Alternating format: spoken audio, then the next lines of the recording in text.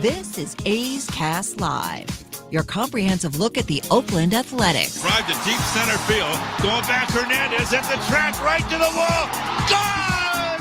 Elvis Andrews! And 29 other MLB clubs. High drive, deep left field. Nino left the building. Guerrero lifts one to left field and gone. Ohtani, that was a moonshot out there in the right center. Alonso defends his title, the 2021 Derby champion. Join us as we take you inside the baseball universe, from OPS Plus to juiced balls to game-changing moments. We have you covered. Spend your afternoon with us next from the town, only on A's Cast Live. Here's Chris Townsend. Welcome to A's Cast Live here from the Treehouse, and I got to tell you, it is great to be back. It has been so long since we've been in the Treehouse. If a lot of you remember from not that long ago, we used to do every single home pregame show, whether it was here on A's Cast, all the different stations we've been on. I would be in this corner that we're in right now doing the pregame show. And it allowed me to see all of our great A's fans time and time again, day after day after day. And ever since 2020 and the 2020 season and COVID, we haven't been out here. This is the first time we have been out here since 2019. And if you remember back, if any of you are watching on YouTube or you're watching on Twitter, we used to have the fancy background here and the whole A's, and I don't even know where it is anymore, to be honest with you. But this is what we have now. Is we're having a special day. We're having happy hour today, so come and see us here in the Treehouse and outside the Treehouse. Of course, the DJ is going to be going because it's a Friday night. But it is great to be back in the Treehouse, as we were a part when they first took this bar, which used to be just a regular bar that was built in Mount Davis for Raider games, and they wanted to make something Oakland. They wanted to make something A's, and they wanted to get rid of the generic bar that was built for Raiders, even though the Raiders would have one extra season here at the Coliseum. This was even open for Raider games. But it was such a great addition of a place to go that didn't feel like your normal stadium bar, that the Treehouse has games in it. It's got a different look to it. And, of course, has been sponsored by Bullet Bourbon for a long time. And I know over the years, like on Sundays, I'd bring my kids out here, and they'd play foosball, cornhole, and have a great time. So it is just great to be back at the Treehouse, because we've essentially been stuck inside the press box because of COVID rules, whether it was set by Alameda County, whether it was set by Major League Baseball. We have been stuck in the press box for 2 years.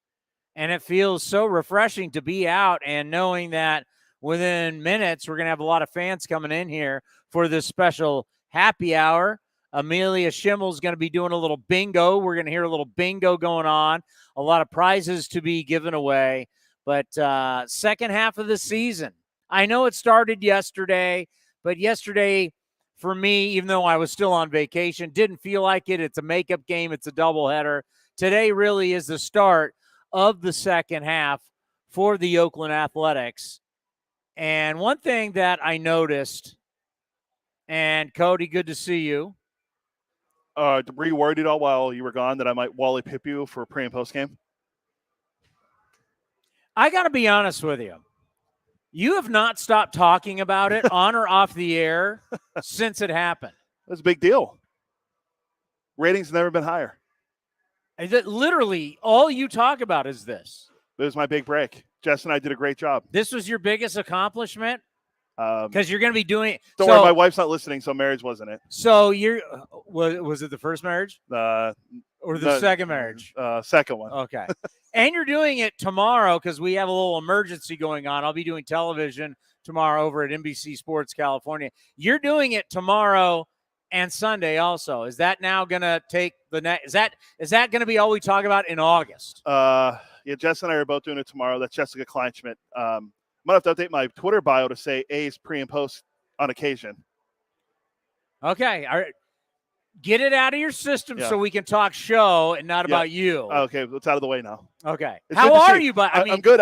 If you notice, I asked him first, how are you? He's so consumed by himself, he can't even respond to my question of how are you? I'm good. It was a great couple days. I was at the home run derby with my wife and father-in-law. Great time. Did not expect Juan Soto to win the home run derby. I was pulling for Pete Alonso, although I have to change our open now because it says the 2021 Derby champion. I have to now fix that because Pete's not the champion anymore. But more importantly, how was San Diego? Refreshing. It's nice sitting on a beach for a week with the kids as we are now going through that. And not to bore the audience, we're going through that as parents realizing, oh, my God, teenagers, everything's about talking about college. We're not having a few more summers like this. The summers are running out. So we took advantage of a nice time to recharge. Something that I find interesting, and David Forst is going to be here, the general manager of the Oakland Athletics at 4:15. Paul Blackburn, Paulie Winday has become Paulie All-Star. We'll talk to Paul Blackburn sometime after BP. He is going to be here. It's going to be here in the treehouse. Yes, we're actually getting a player up here in the treehouse, if you can believe it. And then the voice of your Oakland Athletics, Ken Korak, will be here at 5 o'clock. I thought about this. I had a lot of time to think about this because, what do smart teams do? Especially smart teams that right now are not going to spend an extreme amount of money. Be smart and clever and be ahead of the other teams. I, in my hand, hold an article about Juan Soto. And it says 10 teams that could make an offer. And then there's other people who believe there's really only 5 teams or even less who can afford them. And then you say to yourself, well, okay, who are those 5 teams? Now, Yankees already got a problem that they're paying Giancarlo. And now they've got to pay Judge. Can they afford Soto? Probably, but do they want to? Probably not. As Hal Steinbrenner has been fiscally responsible. That's one thing they've tried to do. They don't want to go over the luxury cap anymore. They don't want to do that anymore. Nobody does. The Mets came in because Steve Cohen is worth $16 billion, and he's a big-time Mets fan, and he's like, the hell with it. We'll spend whatever. But at some point, as we see with all ownerships, whether it's NFL, NBA, there gets to be a point to where writing that luxury tax check gets old real fast. Our friends across the bay, the San Francisco Giants, they're living proof. We don't want to be over that tax anymore. It used to be let's get under the tax to kind of reset and then maybe go over it again. Now you're finding teams do not want to go over it at all. Another team like that? Los Angeles Dodgers. Yeah. At first they're like, yeah, we'll go over the tax. What the Dodgers are making. Now the Dodgers don't want to go over it. And look at them. They've got their big contract with Mookie Betts. Now you want another outfielder at $200 million more than what Mookie Betts is making? Probably less than $200 million, but not that far off. Yeah, it's like Mookie makes like what, $365 over the length of his deal. And this kid wants over $500 million. I'll just go with that. I don't know if it's what he will sign for, but he rejected $440, so you got to think it's 5. Boris is going to try and get that 5 mark. He wants to make history, and he wants to go over Trout. So right here it has Yankees, Blue Jays, White Sox, Mets, Dodgers, Giants. Then it's got some other teams. But then it made me think, you want to be ahead of the curve? And the general manager is showing up in 5 minutes. We can't ask him about Juan Soto. You can't. Juan Soto is under contract for another team. That's tampering. He could get fined. Bad deal. Can't ask him. But I can ask him about player A. And who player A is at 23 years old with 3 years left to control after this? Would it be a boss move for the A's to get involved with the whole premise of one of two things? A, you're going to get him to flip him. We're going to play Flip This House or Brothers Real Estate, or what are all the shows on cable about real estate that are super popular? Do I look like a guy that watches that? Christina by the Coast or whatever it is. There's all kinds of these shows about real estate and about how to basically, Juan Soto is this house. Okay. By the way, this is the Bucket hat giveaway, which you can get bucket tomorrow. hat giveaway Tomorrow and Saturday. Or tomorrow and Sunday. Juan Soto is this house. You know what I'm going to do? I'm going to put him on the market. And I want everybody to come into this house and check out this house. All right? And you can make me your offer. And that would be in the offseason because the A's would trade for him here at the deadline on August 2nd. Now you got all offseason. Make me an offer for whatever you think you want this hat for. And I could do the deal and say, here's the hat. Or I could say, nope, I'm keeping him. Let's start the season. So I got all off season to sell tickets. I'm taking pictures of him in the white cleats and the white uniform. He's our guy. Then at the trading deadline, whoop, put the house back out on the market and see what I can get for him. And then what do I do if I don't get it for him? I can take him back because he's still just 24 years old. I can do this for 3 years until I get the package I want for this bucket hat. Why not? I mean, you could say right now to the to the Nationals, I'll give you Frankie Montas. I'll give you Cole Irvin, who's going tonight. Cole Irvin's got a 1.6 ERA at home, which is the best in the American League. That gives you 2 legit starters. I'll give you Langoliers. I'll give you whatever you want because I think I'm going to flip him for a way better package anyway. It's Matt Holliday all over again, except he's way better than Matt Holliday. I got a kid who's 23 years old, who's got 3 years of service, who's won a World Series, who's performed in the postseason. And really, I'm just keeping him for this offseason.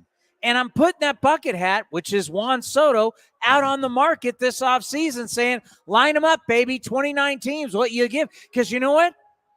There could be one of those teams who then wants to do the exact same thing. Because right now, rumors have it, as the trading deadline is going to be here like that the top 3 prospects for the Yankees, for the Nets, they don't want to give them up. They do not want to give up their top prospects they'll give up a top 1, maybe 2, but they don't want to go 3 or 4 for Juan Soto. They don't, especially since they're going to have to pay $500 million for the guy. So why not get into the real estate business? And option B, which I haven't even given you yet. Are you ready for option B? Are you excited about option A? I was excited about hearing about Juan Soto. And I mean, this is almost like Mookie to the A's when Hembo told us that a few years ago. Yes. Hembo said it. Paul Hembekides from ESPN. And we went, whoa, that can't happen. Why not? All right. Did you like option A? Yeah. Well, yeah, it makes sense. Now I'm going to give you option B. Howard Terminal going to happen? Is it going to be the Howard Terminal of Vegas? You need your Barry Bonds for a new ballpark.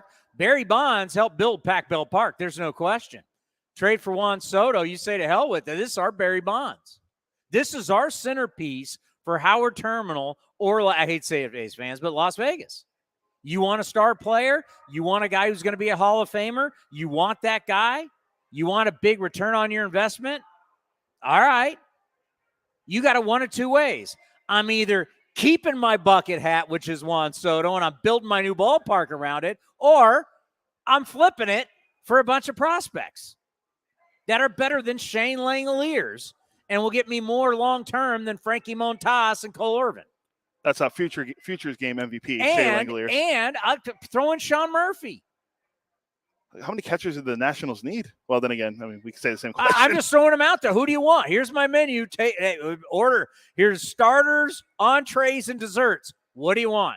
Yeah, because in the end, I'm either keeping Juan Soto for my new ballpark as the prize of selling my new ballpark, or I'm flipping him. And I'm flipping him for more than Sean Murphy, Shane Langoliers, and Frankie Montas, or whoever we're talking about. Because I will get back better than what we got now. Yeah, I mean, we know the numbers with Soto already. Although he does have more walks than hits right now, currently in the season, looking to be the first player since Joey Votto last year to finish with more walks than hits in the season. But you know what you're going to get from Soto as an offensive player. I heard it somewhere, I forget where, Buster only compared Soto potentially getting traded to Babe Ruth being traded from the Red Sox to the Yankees. Like, that's how big of a deal. That's like the dumbest thing ever. Yeah, he's Babe Ruth being traded from Boston to New York helped save baseball. Yeah, I don't know if Juan Soto gets traded. Teams were struggling so bad financially that when the Yankees came to town, they would sell out, make a bunch of money, and that would help them to the next time the Yankees came back. Juan Soto could walk down the street in just about every major market in the United States of America, and no one knows who the hell he is. That's fact. You want me to break? Yeah. Why? I think we're going to have to call David Forst. So I have to get that set up. Why don't you just call? I'll just keep talking. Well, okay.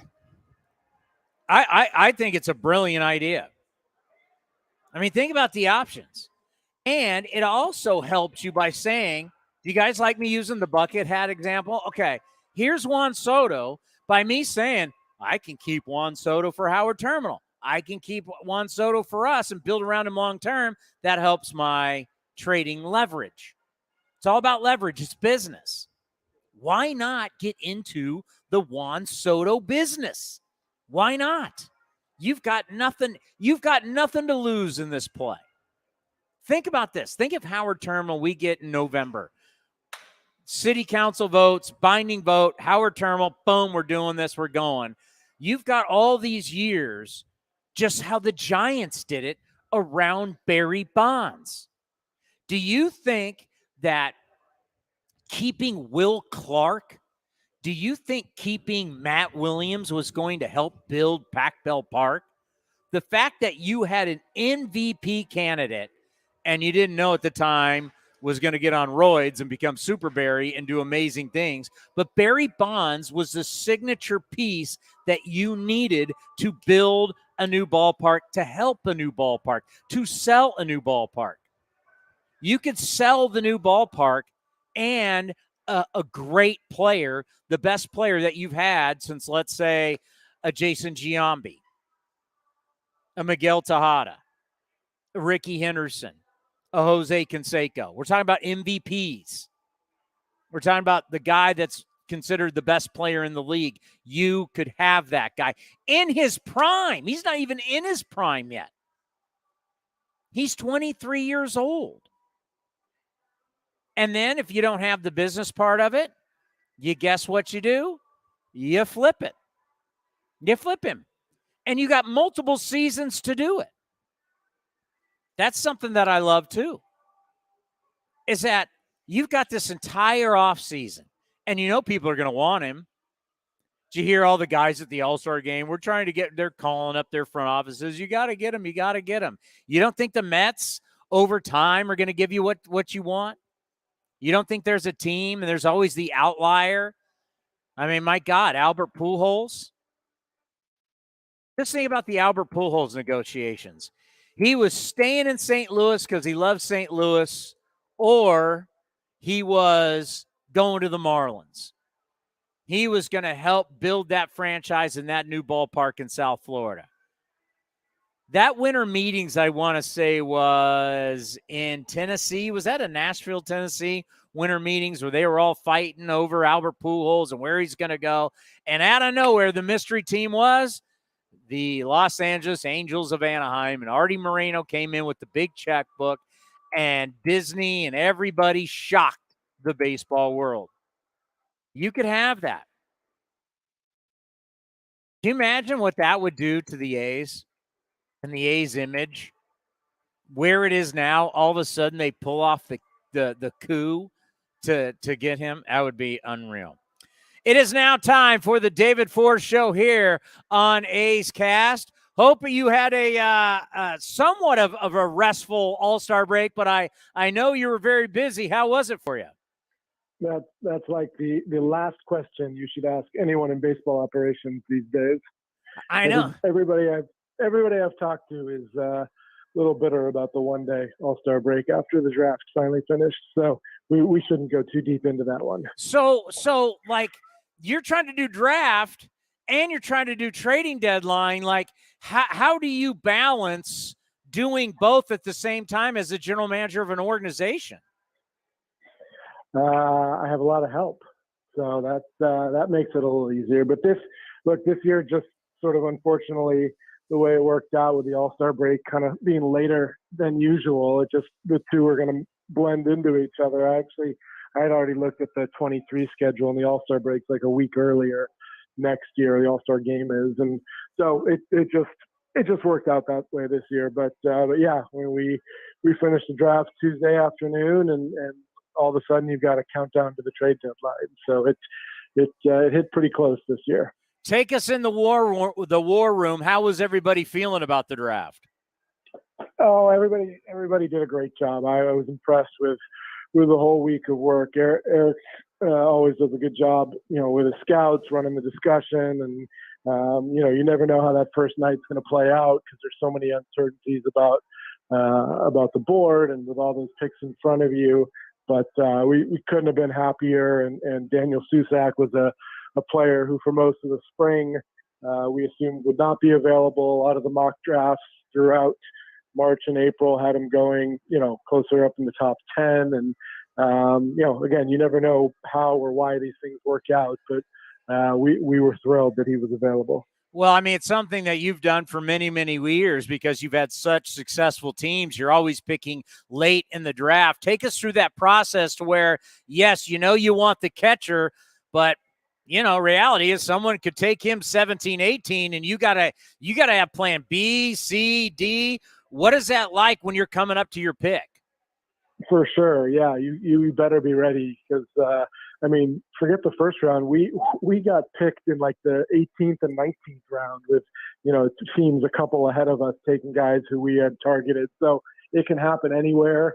And it requires a lot of phone calls between Eric and Dan and myself. We're all touching base with agents, making sure we know what the signing bonus demands are, what the agent thinks is going to happen, and kind of asking other people around the game to get intel. So, you try and play it out over those couple of hours, before you pick. But I would say, once we got 5 or 6 picks out, I think we had a pretty decent idea of what was going to happen, and able to touch base with Daniel, and glad it worked out. With the whole slotting and knowing, the range that you can sign guys in, hopefully doesn't always work out, but hopefully going to be in that range. How much has that changed the first round and the entire draft? Well, it helps a lot with the first round. I think it's really sort of, focused those conversations. So I would say when it comes to your first round pick with the slots, it makes a big difference. Elsewhere in the draft, it has led to a lot of different strategies and a lot of different conversations because, there are players and agents trying to leverage their positions to get different places in the drafts based on the slot and their bonus demand. There are different ways to go about it in terms of using a lot of your pool money up top and then, saving money down low. This year was particularly challenging because we're still close enough to the 2020 season where a lot of these guys who are, juniors and seniors in college still have 2 or 3 years of eligibility left. And, add that on top of the new transfer portal in college baseball where guys have the opportunity to move around and better their college situation. There's just a lot of variables. It's hard to know until you really, get to your pick, what a guy is looking for, what kind of leverage he has, and what decision you want to make on your end. So there's a lot of things that have been added into the mix in recent years, not just the pool and the slot money, but it's all part of the equation of finding the right guy. Oh my God. Don't even get me started on the transfer portal. This whole thing, especially with college football, has become such a mess. There's so many kids that are stuck in the portal. They're not getting offered They gave up their scholarships, and they're now in a portal, and no one's offering them scholarships. They've completely changed and potentially ruined their athletic careers. That is just a mess. But, when you're looking at the draft, I don't know if you saw the article, but there was an article before the draft. It was talking about the Oakland Athletics, Moneyball, obviously, movie, book, and the whole thing about college players versus high school players and how the A's have done over the years, how more college players have been drafted over the years since the Moneyball book has come out. When you go into a draft now, do you say to yourself, I want to be drafting more college guys, high school guys? How do you do it, and how do you think you fared? Well, I think the dynamics have changed a lot over the last 20 years, and since we are sort of 20 years away from the Moneyball draft, it got talked about a decent amount. You're talking about a huge increase in the amount of information available in the competition. We were at a time in the early 2000s when players from different parts of the country weren't necessarily playing against each other in tournaments or in showcases, and it was legitimately hard to evaluate guys. Now, with the infrastructure that exists in amateur baseball, no one is going unseen. No one who's a potential first or second round pick is not playing year round against everybody else who's in that same category. So the evaluations are so much easier. Also, there are opportunities to get the exact same data and information on high school players that there are on major league players.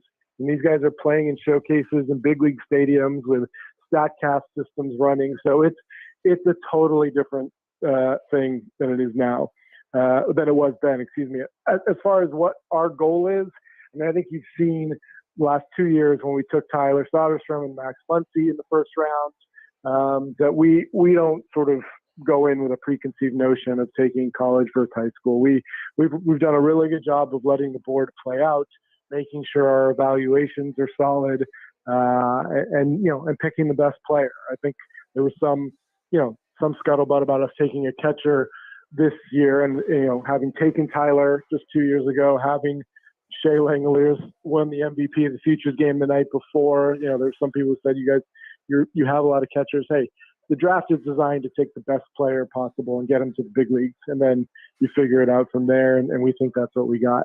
Please tell me you guys still go old school, like on a whiteboard and write the names out. We've transferred from writing the names to actually having like magnets with each name, but yeah, it's manual. We don't have a computer screen up there. You'd be proud of our draft group. You mean you don't have like the old school projector we had when we were like elementary school, and you put the clear paper on there so it projects? You don't do that? No, it's too bad we don't, because Eric spent decades perfecting his handwriting. It's really good. We don't get to utilize it anymore, but we have a team of interns that helps out, Haley Alvarez and Greg Ledford, our scouting assistants, who get 750 or 800 names, however many, up on the board in the form of magnets, and we move them around that way. So I know yesterday's game was the old makeup game. A team comes in for a doubleheader. To me, really, the second half starts tonight. You got the Rangers for 3 in division. Just what are your expectations for this team here in the second half? Well, I think you and I have talked about this, and the goal is to win as many games as possible. The goal is to play hard. And the goal is also to evaluate at the same time. And I think as we go forward here, particularly, as we get past the next 10 days, we will see how much evaluating we can do and how much looking ahead. But Kots has these guys focused and playing hard. We didn't play a particularly clean game in the first one yesterday, but we did come out and play good baseball in the second game and obviously pitched well. And hopefully there's more of that ahead. And then obviously something I get all the time in the postgame show, when are we going to see younger guys coming up? I don't know when that happens. I mean, obviously decisions have to be made. There's only so many roster spots. You got veterans on the club. do you think we'll start? When do you think we'll start seeing more players? And we may not. Just when do you think that may possibly happen? Yeah, there's not a clean answer to that one. It's going to go, up and down over the course of the last couple of months of the season. Guys will come and get opportunities. They'll go back down. We've seen Zach Logue come up and down however many times now, including yesterday where he, pitched a really good competitive game. So that's going to be more of the norm as opposed to, finding a date where you just sort of flip a switch and you're like, oh, here are the young guys. It's just, unfortunately, it's not that clean, and we'll have to continue to see guys go up and down and get their opportunities. But that is similarly valuable for us and for Mark and the staff to get a sense of guys and know what we've got. How big was it yesterday to get Frankie out there for 3 innings, strikes out 5, doesn't give up a run? For the conversations that you were having, how good is that? Well, forget the conversations. I mean, he's our ace, and it's nice to have him out on the mound anytime. And it was great that he was able to avoid the IL. He kept saying he felt good.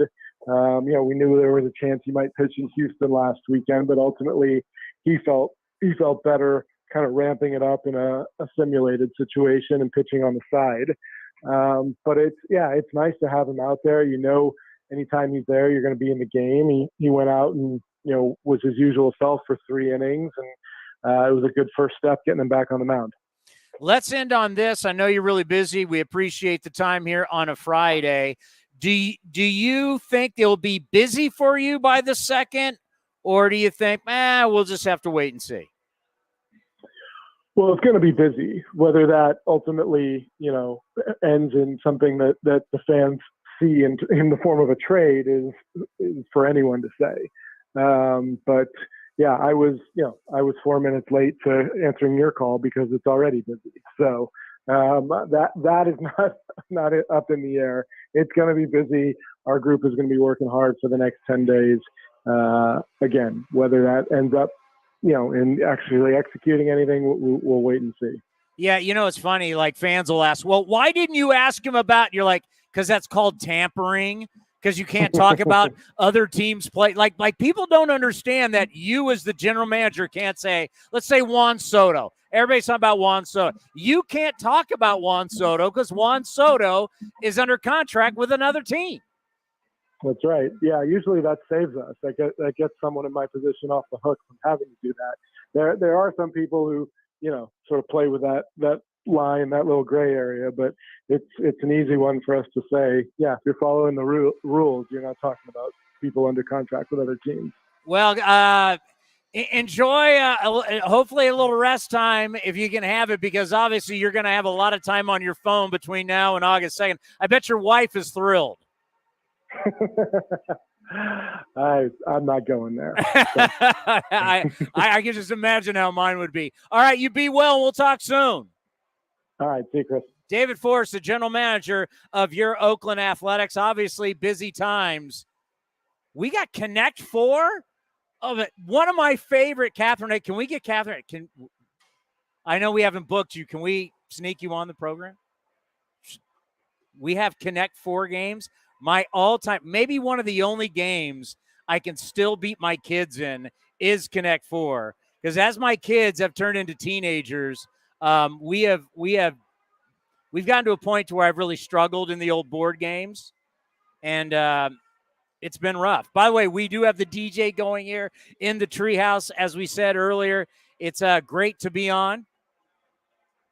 Catherine Aker, our vice president and of the Oakland Athletics, going to be joining us here on A's Cast Live. It has been a while since we have had you on the program. How are you? I'm doing great. I shouldn't have come over to the table because I got wrangled on to being on. So thanks for having me. That is the deal. Like you come over, it's like, we've got a guest, a built-in guest. I got to say, of all these, I guess, years and all the shows that we did every single day before every single game and seeing the fans and always fist pumping everybody. And then to have, obviously COVID take that away. This is our first time back. It feels great. I know. I agree with you that we are getting back to a new normal, and we're trying to really focus on the fan experience the second half of this season. And so now we're adding some things, happy hour on Friday nights, Amelia Schimmel's hosting bingo for a little while. We have a lot of great prizes. We're going to be looking at doing some stuff on Championship Plaza on Saturdays, maybe some BP access for fans. So again, we're just really trying to welcome people back and increase the fan experience when you're here. And something that, fans need to understand, and we do the show with Dave, the Build, and I've said this to him, and the same thing for David Forst, we just had on, and you're a big part of it, is that you guys, your main concern was protecting everybody, whether it was your employees. For David, it was not only our team here, but the entire minor leagues. For Dave, it's the entire organization. For you, it's the fans. I think everybody needs to understand that all the decisions that were made with Alameda County and the city of Oakland, yes, it sucked we couldn't be in here, but it was all to keep people safe. And you guys, for all of us, keeping all of us safe, you did a great job. Oh, well, thank you. And, we're still in it. We're all still in it. So hopefully people continue to be safe and do what's needed to stay safe. But our directive is to follow what the health officials are saying, and that's what we've done. And then also what MLB is saying. And it's been a lot for the last couple of years, but again, we're excited and the weather's beautiful and it's just a great time to kind of come out to the ballpark. Yeah, it's like a reopening kind of, because we got summertime, kids are not back in school yet. We still have weeks before that. And the treehouse, and the way the treehouse was always set up, it was set up as like a special place for A's fans, because it used to be just a generic bar, but it was set up for A's fans to come and watch games and enjoy. Well, and I'm so glad you guys are back. I know you've been on the field, and I know you love being on the field on Fridays, and that's such an special experience as well. But I mean, what's been happening here on Friday nights with our DJs and kind of the other games and activities and activations that are now happening, it is a party. It's open to everyone, and it's a lot of fun. And I think I'm encouraging people to come out for the last couple Friday night games early, 4:30, open up a little early, watch some A's BP, get to see you guys, get to play some games, and just have a little bit of fun. You brought Connect 4. I did. This is one of my all-time favorite games. As I just said, it's one of the only games I can still beat my kids at for some reason. Do you think that you could actually play Cody on Connect 4 while you guys are interviewing people? Oh, there's no doubt about it. I've been playing this game. Because I think with the video, let's add to the visual experience of what's going on, and maybe we could put that on and see what happens. I'm going to say Cody has no chance of beating me at this. This is one of my go-tos, like Battleship. There's a couple games that I've been playing, because remember, for my age group, this was the hot game when I was a little kid. We're similar. I know. I'm older than you are. We can be honest. But yeah, I mean, this was a huge game. Yeah, so we have it out here. Oh, and I think my time may be over because another guest is here. From a VP to an all-star? Yes. Does it get any better than this? It's getting better and better. I just filled the time until he came. Well, from all of us for A's Cast, thank you for everything you've done for us. I know it's been really tough for all the things that, like we said, we've been going through since 2020, but keeping us rolling and fighting for us to get back on the field and to do what we do, it means a lot. Thank you so much. Of course. I just want to know if Paul is now going to play some Connect 4 with you on the air. I think he might be old enough to remember Connect 4. All right, we'll have a thank you for stopping by. Of course. Thank you for having me. Get everybody out here on Friday night. We got Paul Blackburn, the All-Stars, joining us, as we just recently had him on not that long ago, but a lot has changed. We got to talk about the suit he was rocking with the bow tie, which was absolutely classic. We will play Connect 4, Cody, me against you. We gave you the nickname Pauly Win Day. Now it's Pauly All-Star. How was it? It was a blast. Just from all the festivities, sharing the moment with my family and friends. It couldn't get any better. It was a lot of fun. I feel like LA did a very good job, just putting on a good show for all the fans out there. And it was a blast. All right, so take us through. You walk into the clubhouse. You're in the American League All-Star Clubhouse. You've got all the stars of the game. Everybody's got their locker. First-time All-Stars always talk about that moment where you've arrived. You're now amongst the greatest in the game. What was that like? No, it was really cool. We showed up in the morning on the first day, right before team pictures, and one of the coolest things I think from this weekend was just seeing all the different guys in the clubhouse from different teams, all the All-Stars putting on their white jerseys for the different teams and everything. something that, like, when I saw it, I was like, man, that's pretty cool. Like, you don't ever see in a clubhouse with a Tigers jersey, an Angels jersey, a Mariners, Houston. You got all the American League guys in there in their white home jerseys going out to take a picture. And I just thought that was a really cool moment for me just to see in person. And it's so different than what it used to be, because back in the day, all the guys from different teams really didn't like each other. And especially like Bob Gibson would not talk to National League hitters. If you can believe it, like Bob Gibson would not talk to Willie Mays. He would not talk to Hank Aaron. He would talk to those guys. He hated hitters. He knew he had to face these guys, so he didn't want to be friends. I have a feeling that's not the way it is now. I got to think there was much more of a friendly vibe. Yeah, no, everyone that I met there and talked to was a great person. It was just everyone just soaking up the festivities and everything. Everyone kind of just getting familiar with each other, introducing each other for the first time. There's a couple guys that I've met before, that I saw again. But no, there's nothing but love going on through that clubhouse with the guys and their interactions with each other. So you come out and you get on the mound, heart pumping. Yeah, it was. I don't think I could feel my legs running in there. It was. I feel like it was the fastest I've probably ever ran to a mound, and my heart was just going. Like I probably threw 15 warm-up pitches. I was just rifling through my warm-up pitches. But no, everything was great. The atmosphere was amazing there. It was just a really surreal moment for me. Was there a game plan at all, or you just?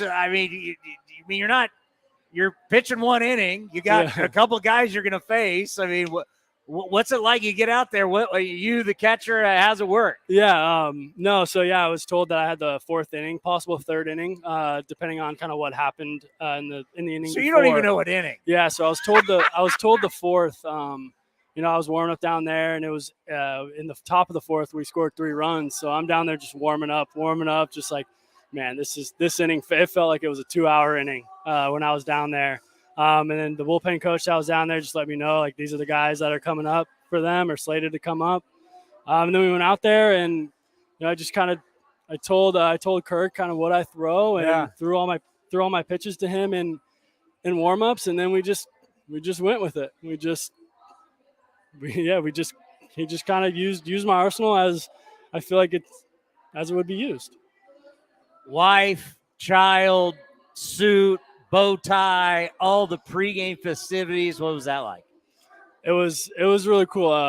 The whole just the whole red carpet thing. Like you see it. I've never walked a red carpet in my life, and before that, and it was just I didn't really know what to expect. But it was a once in a lifetime kind of feeling doing that for the first time, walking out there, red carpet with my family. People they've been next to me, my whole journey through all of this. And then just seeing everyone else's suits and just like how they're dressed up and everything. It was cool. It was a cool experience. Well, it may be the first, doesn't mean it's going to be the last. And these kind of situations change a little bit, right? Because you've now walked amongst the best. When you walked out of the All-Star game and you head back, what was that feeling like? It didn't really like hit me until I kind of got back to Oakland on Wednesday. That's really the first time I really had to kind of just sit down and like think about it. And it was like, man, it's cool. Like, I was just a big league all-star. Like, that was cool. I met like all these great players. Like, I met all these great players right now, former great players. Just picked the brains of some of the best guys in the league right now. It was incredible. The whole experience was just incredible. Did anybody give you a tip where you just go, now that's a good idea? No, not.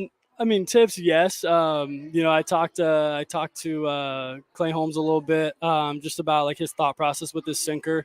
I talked to Romano a little bit, not necessarily about pitch grip, just kind of just chatting it up with him and talking. And I talked to McClanahan a little bit about just like his changeup and just like kind of what he thinks when he throws it and all that, and just like little stuff that might help me or I could try and see if it gives me a little bit of an advantage or something like that. I feel like that that is what is cool about this game. And like, everyone's different. Every pitcher's different. Everyone thinks differently out there. Everyone has a different repertoire, and just picking the brains of like what's kind of going on in your head when you're throwing this pitch and whatnot. Like what's made this pitch like so good for you, you know? And I feel like that's just what I enjoy so much about pitching and being around pitchers. It's so cool because I don't know where else. It's almost like a major championship in golf, and a bunch of guys are on the range looking at each other's clubs and how do you hit it? You know, it's like, where are you really going to get this opportunity other than the All-Star game to get this type of talent together and to really kind of like swap stories? Because technically during that few days, you're on the same team. Yeah, no. And I think that helps. I think like in an all-star setting, you know, you have guys that are from the same team, a couple guys from the same team know each other, whatnot. But most of the guys that came in, or at least like the first year guys, they didn't really know many people. So I think it just made it a little easier to kind of venture on over to somebody, introduce yourself, start talking about baseball, or talking about, you know, what, you know, like I like watching you pitch because I like that you do this, or whatever it may be. Little things like that just kind of opens up a conversation, and then you talk pitching. Like, I feel like every baseball, at least every pitcher likes to talk pitching. You know, and I feel like that everyone being in the same clubhouse kind of allows that communication to be a little more free than kind of walking up to somebody on the other team on the field and being like, hey man, like, can I get a little tip? You know, like, you're just around them for those 2 days, and, you know, they see your face in the clubhouse, you pass by and everything. I feel like that just helps with opening the door to have those conversations. Well, I told you, you're such a great story, and I think an inspiration to a lot of kids. I can just tell you, I was down at the beach in San Diego for vacation. We're at Guava Beach Restaurant watching the All-Star game, and my kids, who obviously they've kind of grown up here in the treehouse and being around A's baseball, when you came on the mound, it's like, there's our guy. Yeah. So for all A's fans and for all the kids, when you took the mound, you're representing just not yourself, just not the organization. You're representing all us A's fans. I think that's pretty cool when everybody's going, hey, that's our guy in the game. Yeah, no, it is cool. You know, and I tried to go out there and do my best to represent this organization, this city to the best of my ability. And, you know, I always talk about playing here and growing up here, and, you know, how I really, really do enjoy playing in Oakland and playing for the A's, and just everyone that we have here, player-wise, coach-wise, staff-wise, you know, everyone that kind of makes everything click here. You know, I've always felt like so much love from all of them, and, you know, I just tried to do my best to go out there and represent the best way I could. Cody has to. I got to ask. So, what was the pizza choice the night before the game? Yeah, I had barbecue chicken the night before I pitched. Yeah, it was Yard House was the only thing open right across the street, and ordered a barbecue chicken pizza from there, and, you know, try to stick to my same routine that I have for a long time now. Were you a little scared not having pizza the night before? Like, oh no pepperoni tonight? Oh yeah, you like pineapple? Yeah, pepperoni and pineapple. Yeah, no, it was no, just being there, and you're always running around doing something all day long. Like, and it's like, you know, the whole reason you came, well, not the whole reason, but you came to play in the game, and that's like the very, very last thing. So the 2 days are the day before, and, you know, half the day leading up to it, you're running around all this stuff. You're not even thinking about the game. You're thinking about, okay, like, I got to be here for red carpet. I got to be here for media. I got to be here for team picture. And then all of a sudden it's like, oh yeah, I got to pitch too, you know? Yeah. But no, it was an amazing experience. Well, you represented all of us well. You did a great you. job. And let's end on this, because I know you got to go. Second half. Thinking now about games, second half starts. What are you thinking about? What are the keys for you in the second half? The keys for me would be just staying within myself.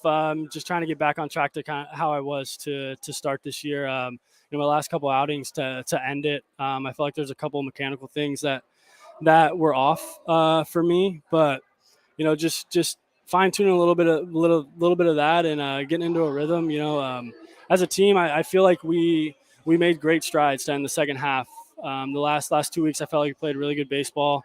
You know, we took 2 out of 3 in Houston to end it, which is a very hard place to play, and they're one of the best records in baseball right now.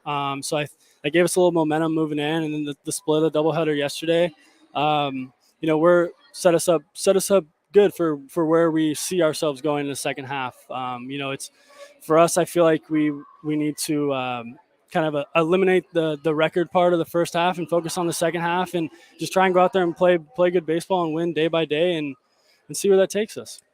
Forever on the back of your baseball card, or when someone goes to Baseball Reference, or they go to Wikipedia, forever now it'll say All-Star. Yeah, no, it's pretty cool. It's a cool. It's cool to hear. And that's the thing is I don't think I sit there and think about things enough, like personally, like achievements and whatnot. It hasn't really like sunk in yet for me. Going through the whole experience and everything, it was awesome. I'll always have those memories. But my main focus has never kind of been of myself. It's always been team, and I'd rather go out there and win every game and have a bad year but contribute to winning teams than vice versa. So that's just how I see things. So yeah. So it's back to being Paulie win day. Start winning some more games, and hopefully there'll be a few more All-Star games. But the first one, obviously, and that was kind of historic, Dodger Stadium and Pujols and Cabrera and all of that was awesome. Really cool. Well, thank you for coming up to the Treehouse. We appreciate it. Congratulations. No problem. Thank Once you. again, you did us all proud. Thank you. Down in Los Angeles. The great Ken Korak next right here on A's Cast Live. The Coliseum has gone by many names, but none better than the Last Dive Bar. Hi, everyone. Ken Korak here, and my friends at Last Dive Bar are helping us celebrate our longtime home. Last Dive Bar has the most unique merchandise for all Oakland baseball fans. T-shirts, sweatshirts, the Ray Fosse line, and my personal favorite, the lights have taken full effect. Visit their website at lastdivebar.com or follow them on social media at Last Dive Bar. All proceeds are invested back into the A's Community Fund and their affiliated charities. Go to lastdivebar.com. That's lastdivebar.com. Some things just go together. Peanut butter and jelly, cookies and milk, Oakland and Kaiser Permanente. If that last one caught you off guard, it shouldn't, because Kaiser Permanente has been helping keep Oakland healthy since our very beginning. And as the official healthcare partner of the Oakland A's, that won't be changing anytime soon. Whatever you may need, you can trust Kaiser Permanente to help keep you feeling your best. Kaiser Permanente. Thrive. Visit kp.org today. Coming in at 5'3", it's #1 mom. She switched to Xfinity and got the all-new 3-for-1 bundle. Unlimited internet, streaming, and Xfinity Mobile. All for what you could pay wireless companies for just one 5G unlimited line. Boom shakalaka. Go to Xfinity.com/3-for-1, call 1-800-XFINITY, or visit an Xfinity store today. Limited time offer. Restrictions apply. Xfinity Mobile requires post-pay Xfinity internet. After 24 months, regular rates apply to all services and devices. This is Chris Townsend for the Chicken Pie Shop of Walnut Creek. Great news! Our indoor dining is back, along with our beautiful patio dining. Come taste our world-famous chicken pie that has been served in Southern California for 83 years. The Chicken Pie Shop of Walnut Creek has one of the most dynamic menus, plus a full bar. Pot pies, gourmet burgers, sandwiches, salads, flatbreads, and more. Don't forget, we still do takeout and delivery. For all the information, go to chickenpieshopwc.com. That's chickenpieshopwc.com.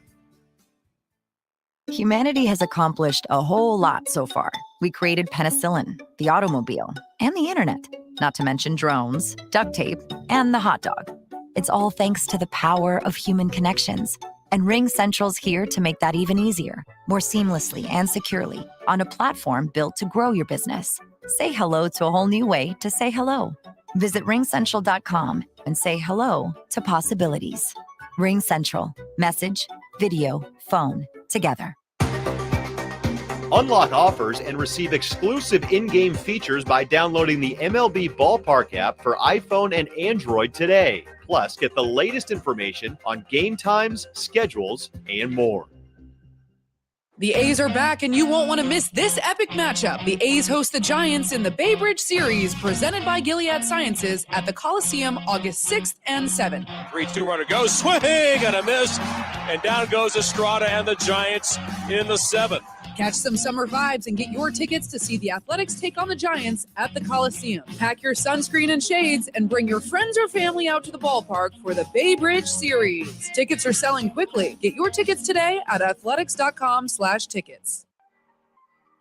When Northern California businesses need some pop in their lineup, they call the bank rooted in the East Bay. Mechanics Bank. Since 1905, Mechanics Bank has been helping Bay Area and Northern California businesses find success and perform at the top of their game. See how they can make a difference in your business today. Call or stop by your local branch or visit mechanicsbank.com. Mechanics Bank, the official East Bay bank of the Oakland A's. Member FDIC and equal housing lender. Hey A's fans, we've got a great deal for you. Get 4 tickets and parking for all Friday night games starting at just $39. Pick from great matchups, post-game fireworks and drone shows, giveaways, and more. Outside corner, ring him up. And Eaton can't believe it. Grab the crew and head to the Coliseum with friends and family any Friday night this season. 4 tickets and parking starting at just $39 for the whole group. Tickets are available at athletics.com. That's athletics.com. If you're looking for a new mattress, Nest Bedding has you covered. Sleep on the same mattress Hall of Famer Ricky Henderson sleeps on. Nest Bedding is a national brand with family-owned prices and service. You can shop at one of their Bay locations, and all stores are sanitized and safe, or you can navigate their easy-to-use website, nestbedding.com. That's nestbedding.com. Green and gold fans, use the coupon code Oakland and you'll get 10% off your entire order. Nest Bedding, love where you sleep. A's Cast Live continues from the town. Here's Chris Townsend. We are live from the treehouse. It's like we're back home. And a guy that used to, by the way, we're supposed to play Connect 4, Cody. So I will, you got to. Oh, okay. All right, hold on. Ken Korak, I guarantee you, has never done an interview while grown men play Connect 4. I'm impressed that you can, have 2 or 3 things going on at once here. You can multitask. Yeah, it is a That's game. That's impressive. Did you ever play this with your daughter? I never did. No, I don't think so. Yeah, this was my game growing up. Okay. And I'm going to whoop him. I mean, she's grown up now, so my memory's kind of faded a little bit from those days, but I don't think so. Yeah, we had that moment on vacation where the kids are talking about college, and my wife and I are looking at each other going, we're not going to have too many of these left. It's tough when they move out. That's a rough deal, right? It's a whole day. We're starting to realize we're starting to realize life is going to be a whole it's a little different ball game. It really is. Yeah, there's a void there for sure. So how was your break? It was great. Thank you. Stayed here and had a good time. Didn't do anything unusual other than some great dinners and some good friends and a little golf, as you might imagine. Do you watch the All-Star game? I would normally watch it, yeah, except that I was driving back from Monterey. So we had plans that day, so I actually had it on the radio as I was driving back. Well, so, I like why. I mean, if I'm around, there have been times when we've had folks, like another couple or two over for a little barbecue, and the game will be on. So, yeah, I always like to see how the A's guys are doing, and so that's kind of fun too. Yeah, we were out to dinner and got to see Paul Blackburn, but it's like I don't really watch. To me, it's like you got to get away from the game, because we do it so much. It's every day, but it's nice. It was great. I mean, to me, Paul Blackburn is such a great story. You think of a guy that, as he mentioned last time he was on, and he said it now multiple times, where he said, I was fired last year before the season. Yeah, he was DFA'd, yeah. And I think when we say DFA'd, it doesn't really ring with fans. But when you say fired, that's something we all, as fans, can resonate. It's the equivalent. Yeah, but to them, when a player says that, I think it really stands out. And I think he's an absolute inspiration. It's been a great story. And then he can tell his grandchildren that he was the last pitcher in an All-Star game to face Albert Pujols. And he gets the strikeout of Jock Peterson to finish off the inning. So he pitched great. He didn't look like there were any nerves or anything. It looked like Paul Blackburn out there pitching. So it's been a really good story. And even though he was DFA'd by the ball club, I always had the feeling the A's believed in him too. And that may be a contradiction to say that, Chris. But I think deep down, the A's really felt that something like this could be possible for him.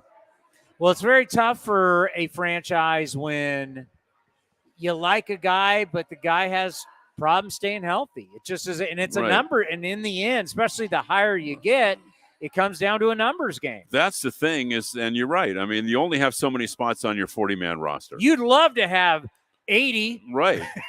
Right. Exactly. So those things happen. It's like when the A's acquired Laureano from the Astros. The Astros had an issue. They had a bunch of outfielders and prospects, and he was not going to be on their 40-man.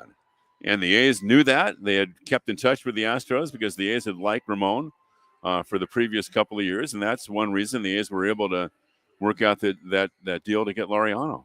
You know, I was going through some photos, and I have this photo from the beginning of the season.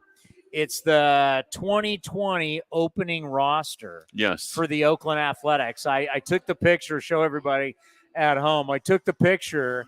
Our team really hasn't changed all that much. Yeah, Feldman was saying today, a little trivia in the booth, that the A's have had 11 players make their major league debuts this year, which is a lot too, right? No, it hasn't changed that much. Yeah, but we'll see what happens. We have 11 days until the deadline. Right? But it's like we've talked so much about, we've used so many players, but when you actually look at the opening and then you kind of like look at who's playing every day, it hasn't really changed all that much. No, it hasn't. There have been some guys coming and going, like the A's have a new pitcher with them today, this kid David McKay, because Tapia got sent down to AAA. We haven't seen him yet. I believe he may have pitched in relief against the A's like 3 years ago. I'll have to go check it out. But, yeah, he's with the club today. So there have been some comings and goings. Normally it comes because of your bullpen and also the injured list. Can you check that out when I interview you today on the pregame show? You have Vinny for the pregame show today. I got Vinny. Yeah, after so you and I double have dip you and I have the postgame experience today. It was good. You know, the doubleheader worked out pretty well from the standpoint that Mark Kotsay was able to save his plus relievers for the second game, and Frankie Montas only went 3 innings. Looked good. But then he looked really good. He got up to 98. Feels good today. He's in line to make his next start on Tuesday against the Astros. Austin Pruitt was the bridge to give them 2 innings, but then Kotsay had the plus relievers ready to go beginning in the 6th inning, and then the bullpen slammed the door. So, it wasn't the worst day to get a split yesterday, and the club has been kind of dancing around the 500 mark this month. They're 8-9 in July, and it was a tough May and a tough June. So if they can get to 500 or over 500 when this month ends, I think that'll be a sign of some progress. When you're on vacation, you've got a lot of time to think about stuff. And this article, all about Juan Soto and all the teams that could trade for Juan Soto and why this team and why who can afford him and all this kind of stuff. It made me think. Yeah, I don't agree with your premise, but go ahead. Put your front office hat on. Yeah. Why not the A's? Because the A's are not in a contending window right now. Totally understand. You're only going to have him for 2 years after this year. I'm talking about potentially getting him and flipping him. Well, yeah, that would be a reasonable possibility. Or to say. But here's the thing. Howard Terminal, and he's your centerpiece. Yeah, but are you going to pay $500 million for him? I would. Yeah, well, good, because John Fisher isn't coming to you for a loan anytime soon either. I got a credit card. I mean, I got the one of the point, you're not that far off, because we were talking about this during one of the breaks yesterday, or maybe between games, that let's say the A's were a contending club this year, and they've been in contention a ton, right? 11 postseasons since 2000. This is the only opportunity for a team like the A's to maybe get a guy like Soto, because you're not going to sign him in free agency. He's way he's way out of reach. It's a Matt Holliday situation. For a contending team, because he's still going to be arbitration eligible, it's going to cost you a lot, but it's not going to cost you $400 million or $500 million. So for a contending team that would be out of the sweepstakes for him in free agency, this would be an opportunity to get a superstar type player for over 2 years and 3 postseasons if you make the deal this year to get him. I just don't think the A's are at a point now where I think you want to pounce on a move like that when you're in a contending window. Unless, like you said, if you felt like you could flip him at some point, but I don't think that's going to happen, Chris. No, I don't either. I just like the idea and talking about it because I've been using these hats. It's like I get this hat, and I can either put this hat for sale, bring it back for the next couple of years until I get what I want because I got that flexibility, or I keep it long-term for a new ballpark. Are you going to get like 2 frontline starting pitchers and a 30 home run outfielder for that hat? Maybe. You have no idea what kind of hat I could get for this hat. I could get like 5 hats for this hat maybe in a year. I mean, that's the game. It's poker, right? You're playing poker with other GMs. And I just thought, what you could get for him maybe next off season, next year before the deadline. It's kind of like what you thought with Matt Holliday. Would you get as much for him as you have to give up to get him? You're not going to just get him for a couple of dozen Titleists. You're going to have to mortgage your whole farm system to get him. If you're the A's, are you going to be willing to do that at this point? I think you could get a lot for him as he's not even in his prime yet. Right, but my point is, what are you going to have to give up to get him in the first place? Well, that's what, I can't believe everything I read on the internet, even though I want to. A lot of these teams don't want to give up their top 3 prospects. Somebody's going to get this kid. I just being in the conversation with me. Okay. I could see somebody coming in. You just had David Forst on your show. Well, that's tampering. He already knows I can't talk about it. But I could see some team coming in saying, I want to win now, and I'll flip him in a year or 2. I'll use him now. I could see Juan Soto playing for 2 or 3 different teams in the next 5 years. It's possible. Yeah, it's possible.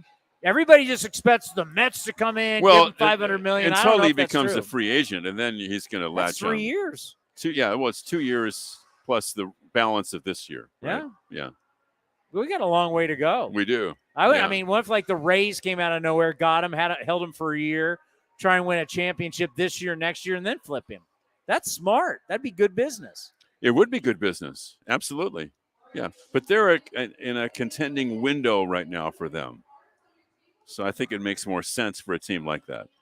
Yeah, I was just, because it's going to cost you a lot of money to pay him too.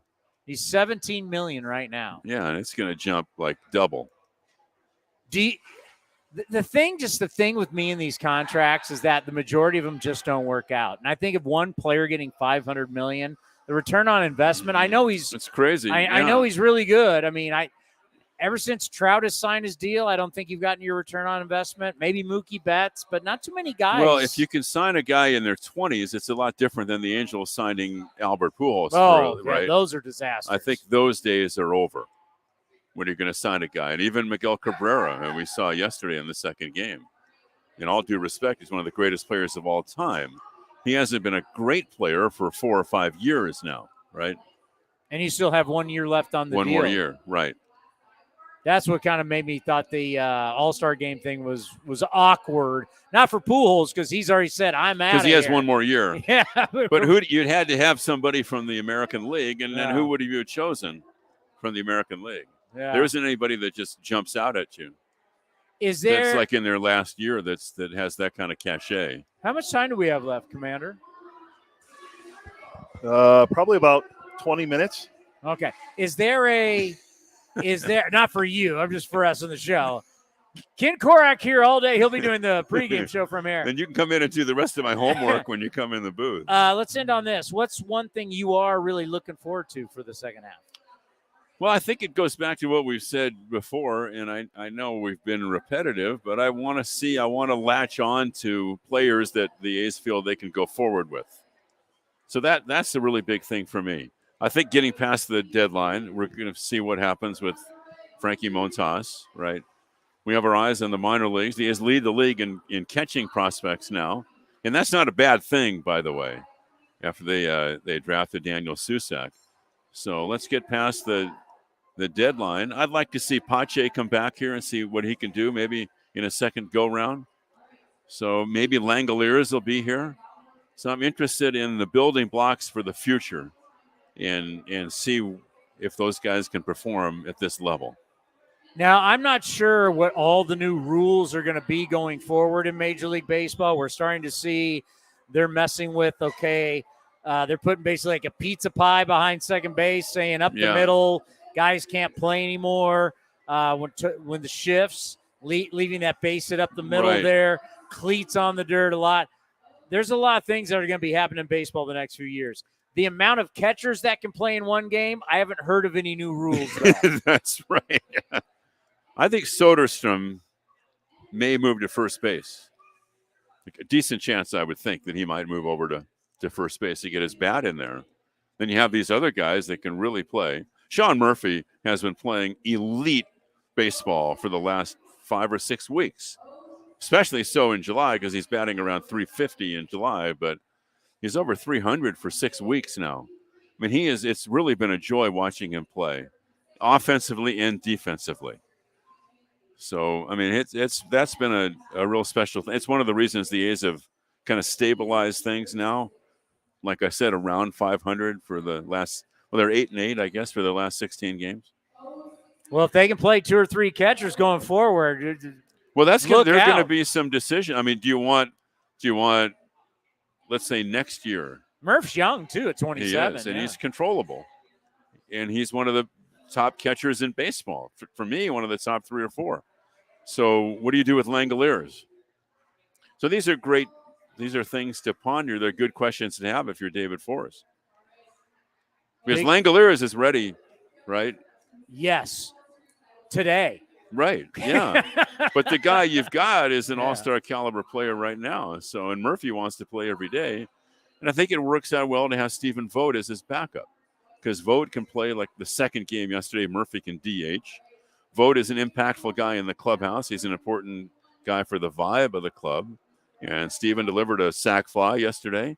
Had a strike him out, throw him out, double play in the first inning with one of the best throws I've seen him make in several years down to second base. So the catching situation right now is not an issue. They're in pretty good shape there. Well, yeah, just looking at the team in general, we're not right. There's not one position you're going, we got a problem. No, you don't. You got a long You're in way pretty to good go. shape behind the plate. Right? We're good with play-by-play. Other places where well, that's a subjective thing too.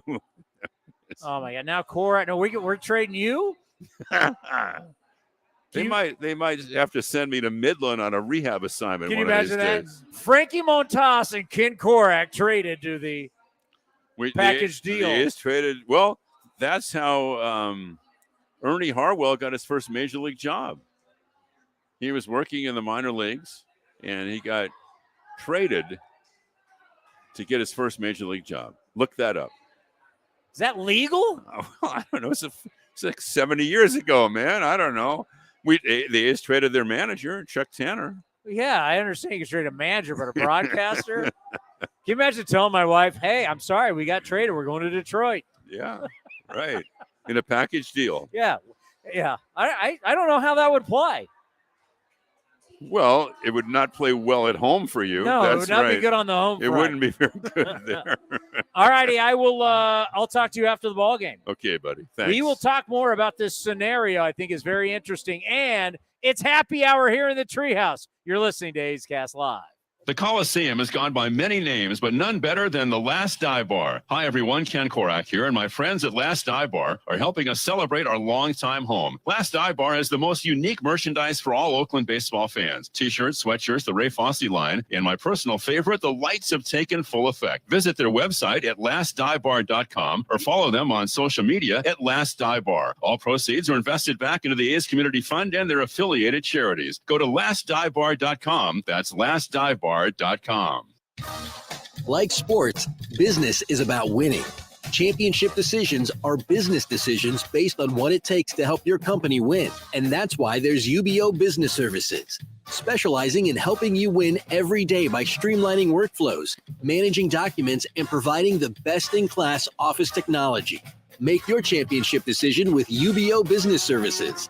Visit them at ubeo.com. That's ubeo.com. August 6th is International Trading Card Day, and Topps wants to celebrate with you. Visit your participating local hobby shop, where you will receive a free pack of cards, plus a special card if you purchase $10 or more of Topps products, while supplies last. Post your packs on social media using the hashtag ToppsITCD. and follow along with @Tops. Visit tops.com for more information. Coming in at 5'3", it's number one mom. She switched to Xfinity and got the all-new 3-for-1 bundle. Unlimited internet, streaming, and Xfinity Mobile. All for what you could pay wireless companies for just one 5G unlimited line. Boom shakalaka. Go to Xfinity.com/3-for-1, call 1-800-XFINITY, or visit an Xfinity store today. Limited time offer, restrictions apply. Xfinity Mobile requires post-pay Xfinity internet. After 24 months, regular rates apply to all services and devices. Hey, A's fans, you know that running your own business is a slugfest every day. That's why businesses have been counting on Mechanics Bank since 1905. From operating lines of credit to equipment and real estate loans, they can help build your lineup to meet today's challenges and prepare for tomorrow's opportunities. Stop by your local branch or visit mechanicsbank.com today. Mechanics Bank, the official East Bay bank of the Oakland A's. Member FDIC and equal housing lender. All loans subject to program eligibility and credit approval. Some things just go together. Peanut butter and jelly, cookies and milk, Oakland and Kaiser Permanente. If that last one caught you off guard, it shouldn't, because Kaiser Permanente has been helping keep Oakland healthy since our very beginning. And as the official healthcare partner of the Oakland A's, that won't be changing anytime soon. Whatever you may need, you can trust Kaiser Permanente to help keep you feeling your best. Kaiser Permanente. Thrive. Visit kp.org today.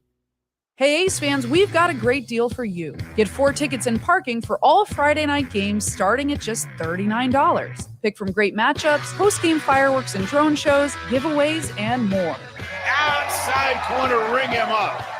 And Eaton can't believe it. Grab the crew and head to the Coliseum with friends and family any Friday night this season. 4 tickets and parking starting at just $39 for the whole group. Tickets are available at athletics.com. That's athletics.com. It's back and you won't want to miss it. The A's host the Giants in the Bay Bridge Series presented by Gilead Sciences at the Coliseum August 6th and 7th. Tickets are selling quickly. Get your tickets today at athletics.com/tickets. Innovation is at the heart of Cal State East Bay, like at our Green Biome Institute, where faculty and students map genes from California's endangered plants, or how we open doors for local entrepreneurs at our Small Business Development Center. From educators to nurses to STEM professionals, Cal State East Bay has real impact throughout the region's neighborhoods, boardrooms, and entire economy. Be part of the innovation.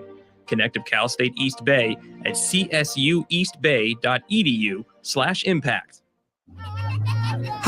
Hitting the road with the family. On your way to nonstop adventures. No worries ahead, because you know you can stop at a Chevron station along the way. Get fuel for your car, fuel for your crew. That's Chevron with Techron for unbeatable mileage and snacks for all. Coffee for mom, chips for the kids, cold drinks for dad. You know, for the road ahead. Toss in some laughs, out-of-tune singing, and a zillion "are we there yet?" And you just made lifelong family memories. Chevron, together ahead. This is Chris Townsend for the Chicken Pie Shop of Walnut Creek. Great news! Our indoor dining is back, along with our beautiful patio dining. Come taste our world-famous chicken pie that has been served in Southern California for 83 years. The Chicken Pie Shop of Walnut Creek has one of the most dynamic menus, plus a full bar. Pot pies, gourmet burgers, sandwiches, salads, flatbreads, and more. Don't forget, we still do takeout and delivery. For all the information, go to chickenpieshopwc.com. That's chickenpieshopwc.com.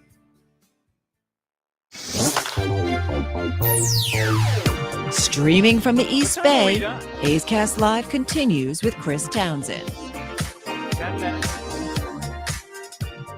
Oh, check it out. Who doesn't want the bucket hat tomorrow against the Texas Rangers? And Sunday. And Sunday? We're getting Sunday? There's both days, correct. And you can flip it around. How about that? I have it on right now. It's blocked down because of the headset, but yep, that's what you're giving away tomorrow and Sunday versus the Rangers. Can you just wear that full time so I don't have to see that haircut? The haircut's growing on people. I don't hear anyone saying that. Well, that's you're a very finite audience. I don't hear anybody saying, "Give me more of your bad European soccer haircut." At least I got the sides and back done. It's not long and I don't. Why is nobody feeling me on the Juan Soto? Why am I out on this island by myself? Why does everybody think this is something that's crazy? I just don't think people want to give up the prospect capital you're going to need to give up. Who is our prospect capital? We have like the lowest rated farm system. No. It's like in the top 20 now. We're not. There's only 30 teams. We were in the bottom 3 before.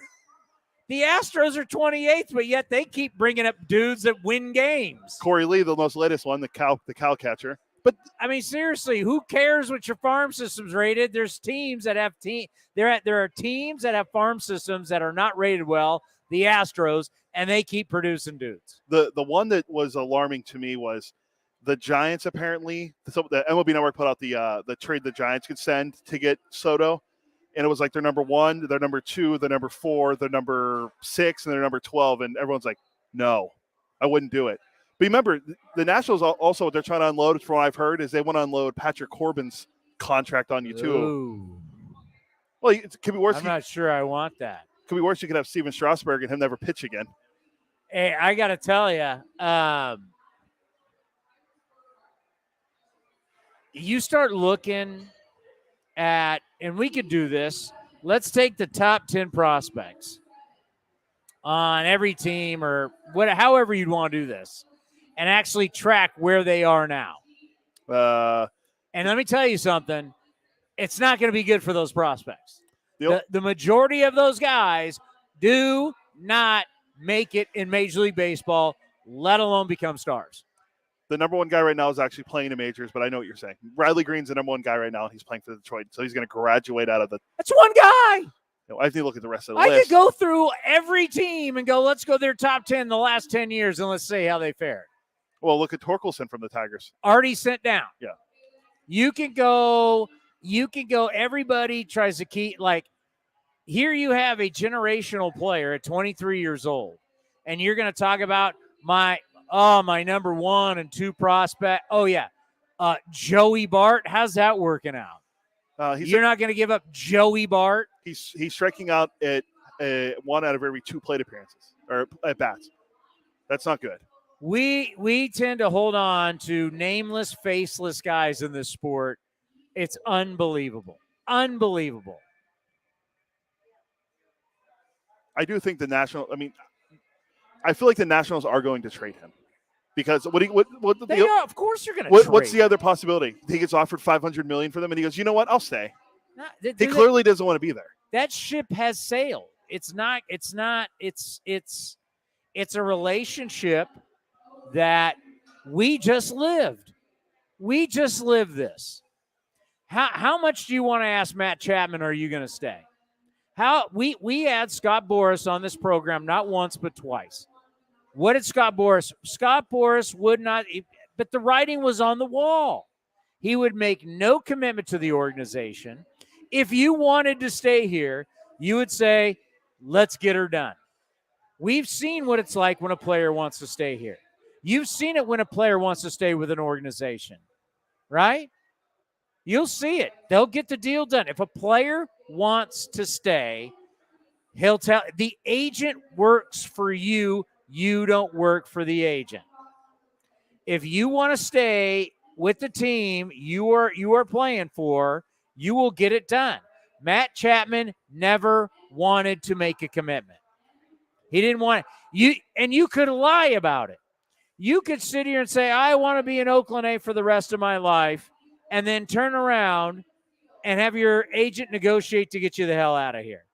But he wouldn't even do that. Matt Chapman wouldn't even play the game of trying to say he wanted to stay here. He always was wishy-washy. He did not want to be here. And the same things happened. We didn't even offer $400 million. Here you have a situation, $400 and something million were offered, and this guy's turned it down. $440. He's basically told you. Have you seen it in writing? That's what. Have you? I haven't personally seen it. Did you see the guy? Oh, but no. You know. That's what the internet told me. So, if you've offered over $400 million to a guy, he's turned it down. You think there's not an opportunity? It ain't happening. Yep. He's going to get – now, screw the player if I'm the organization. Excuse my language, but once again, back to this is the hat. I control this hat. I don't have to trade this hat.